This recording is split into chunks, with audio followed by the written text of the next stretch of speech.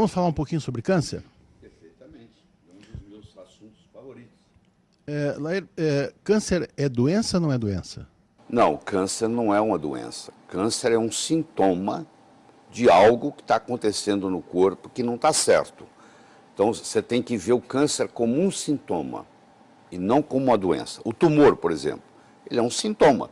Não adianta eu tirar o tumor, isso não resolve nada. Tirar o tumor, ele vai recidivar, porque o terreno tumoral está lá, você não mexeu nele, você entendeu? Você imagina um peixe que está nadando num rio contaminado e esse peixe desenvolveu um tumor hepático. Isso acontece quando a água está muito contaminada. Eu tiro esse peixe de lá, eu opero esse peixe, tá? Eu faço a ressecção do tumor hepático e eu jogo ele de volta no mesmo rio.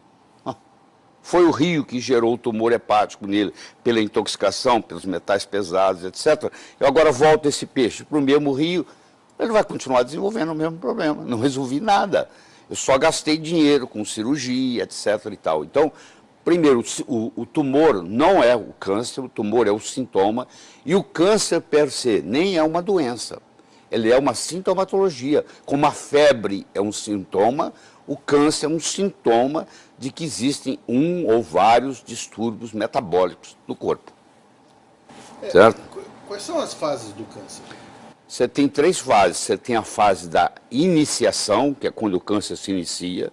Você tem a fase da promoção do câncer e você tem a fase da progressão. Então, é iniciação, promoção, progressão.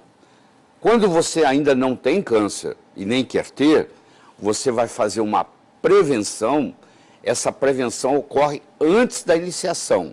Coisa que funciona, por exemplo, antes da iniciação do câncer, depois que o câncer já se iniciou, às vezes não funciona mais. Eu tenho que ver que fase que está para ver o que eu vou aplicar. Então, se você tem uma vida saudável, um estilo de vida saudável, se você dorme bem, se você se alimenta bem, provavelmente você não vai ter câncer. Agora, uma vez que o câncer se iniciou, isso aí já não vale tanto, porque agora você tem que cuidar de uma coisa que está acontecendo.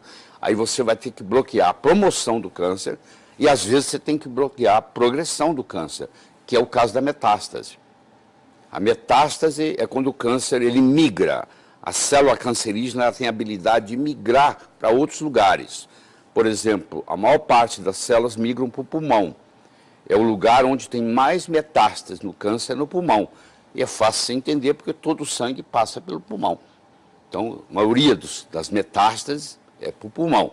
Se bem que existem cânceres que têm especificidade. Por exemplo, o câncer de mama e o câncer de próstata, eles gostam de fazer metástase para osso.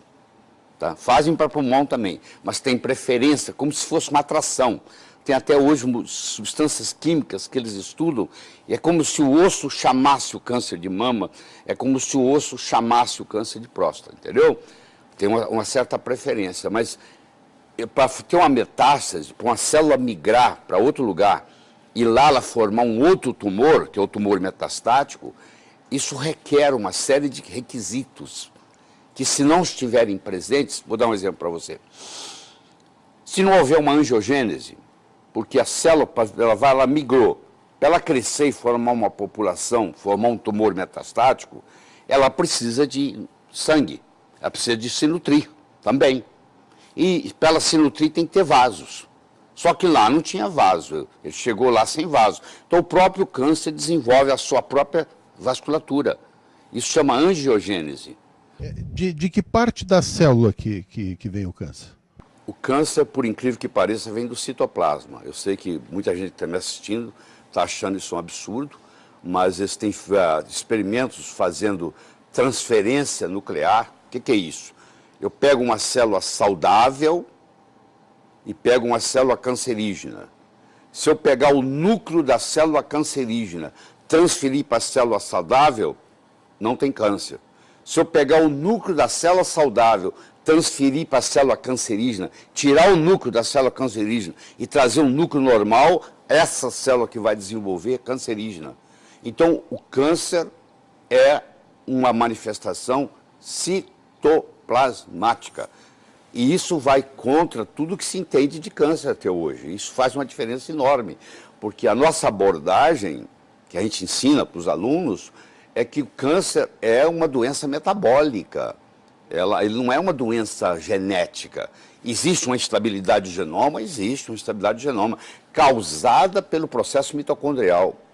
Otto Warburg, em 1931, ganhou o Prêmio Nobel de Medicina, e ele ganhou de novo em 1944, só que na época o Hitler não deixou ele receber. Ele era um judeu alemão, e o Hitler respeitava ele muito, porque o Hitler tinha uma fobia que teria câncer, e como ele era a maior autoridade em câncer na Europa na época, ninguém incomodava ele, apesar de ele ser um médico judeu. E ele ganhou, em 1931, ele ganhou o Prêmio Nobel de Medicina, porque ele descobriu que o câncer era uma doença metabólica. Porque se costuma dizer que o câncer tem remissão e não cura, né? Então, o câncer, na hora que a determinação pela oncologia de cura é quando você tem um câncer, você trata esse câncer e nos próximos 5 anos ele não volta. Aí a oncologia diz, ó, esse paciente está curado. Se ele voltar com 5 anos e 1 dia, aí eles não chamam isso, chamam esse câncer de curado, que é uma piada, pô. O câncer, na realidade, ele pode não curar nunca. Ele pode ser crônico e ele pode ter remissão com 20 anos. Câncer de bexiga, por exemplo. Esse aí não tem, né? Você pode ter tido um câncer de bexiga 20 anos atrás e ele voltar hoje. Quer dizer, está curado? Não, estava em remissão. Então, é preferível você chamar o câncer que está em remissão do que ele está curado, porque você nunca sabe quando que ele vai poder voltar ou não. Se não faz químio, não faz rádio, o senhor sugere qual seria o tratamento melhor para o câncer? Existe um tratamento multifatorial. É assim, ó, se eu cortar as árvores da floresta amazônica, todas, eu não preciso convidar os macacos para mudar de lá. Macaco só fica onde tem galho. Macaco pula o dia inteiro de galho em galho. Se não tiver galho, ele vai embora.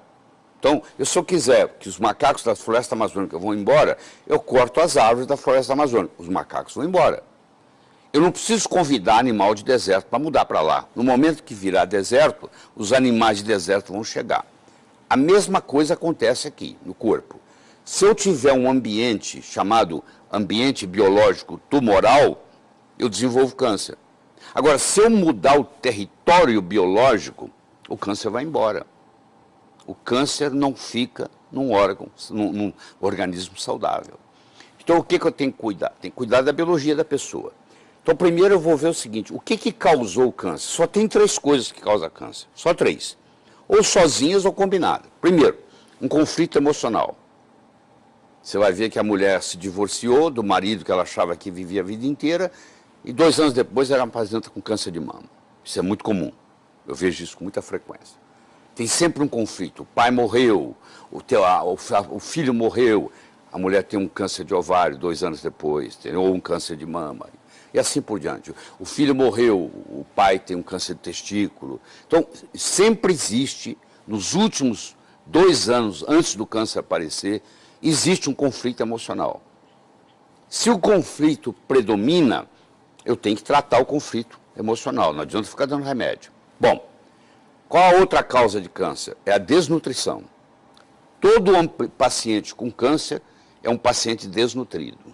Ele tem uma desnutrição. Então eu tenho que cuidar dessa nutrição dele. Então eu tenho que cuidar da parte mental dele, psicológica, eu tenho que cuidar da parte nutricional dele e a terceira causa é toxinas, venenos. Então o paciente geralmente está intoxicado, está desnutrido e está emocionalmente com conflito. Então, ou é a combinação desses 3, ou um deles predominando. Então, como é que eu trato? Eu vou cuidar da parte mental, eu vou cuidar da parte nutricional. Por exemplo, uma pessoa que tem uma alergia alimentar. Essa alergia alimentar contribui na predisposição de aparecer o câncer. Não adianta eu tratar o câncer e não cuidar dessa alergia alimentar que ele tem. Descobrir qual alimento que faz mal para eles. Vamos supor que o alimento seja glúten. Vamos supor que o alimento seja leite. Então eu vou ter que tirar o glúten, eu vou ter que tirar o leite, eu vou ter que tirar os 2. Se eu continuar dando glúten e leite, não adianta. A célula cancerígena, ela se alimenta de 2 coisas, só 2 coisas. Ou ela ingere glicose, ou ela ingere glutamina. A glutamina é mais para os cânceres de origem hematopoéticas, linfomas, leucemias. Para quem está nos assistindo e não sabe o que é glutamina, por exemplo, a gente pode dar alguns exemplos? Tá, pô, a glutamina é um aminoácido, tá? Que vai formar o GABA no cérebro. Então a glutamina e a protege a parte do intestino. Só que pessoas com câncer nós devemos evitar dar para ela glutamina, principalmente se ela tem um câncer hematopoético, se ela tem um linfoma, uma leucemia, um mieloma múltiplo. Então esses nós não podemos dar glutamina em hipótese alguma. Mas o que me interessa que mais é o açúcar, é a glicose. A célula cancerígena, e foi o Otto Warburg que ganhou o prêmio Nobel em 1931 por causa disso, a célula cancerígena, ela se alimenta predominantemente de açúcar. E ela prejudica, você já deve ter visto paciente caquético, morrendo, moribundo, em carne e osso, em pele e osso, e o tumor está crescendo. O tumor cresce e o paciente está definhando. Por quê? Ele está pegando toda a glicose que tem. Então, se eu pegar um paciente com câncer e tirar dele a glicose, tirar dele o carboidrato, o tumor encolhe. Mas qual a conduta hoje? Vai no médico, o médico fala, você vai fazer quimioterapia. Doutor, e a alimentação? Ah, fica à vontade. Se fosse você, tomava até sorvete. Pode, vai lá no shopping, toma sorvete, aproveita. Quer dizer, se eu agora estou fazendo quimioterapia, que já não tem uma eficácia muito boa, a eficácia é pífia, eu posso discutir isso depois com vocês. Ah, e eu ainda vou para o shopping tomar sorvete, que é açúcar puro, então eu estou alimentando diariamente o meu câncer se eu estou tomando sorvete diariamente. Agora, se eu arrumo uma dieta chamada cetogênica, onde o carboidrato é quase zero, o meu câncer regride. Então, o Dr. Thomas Seyfried, que é hoje uma das grandes autoridades do mundo em dieta cetogênica, ele pega pacientes com câncer, ele põe os pacientes em dieta cetogênica e os tumores vão encolhendo.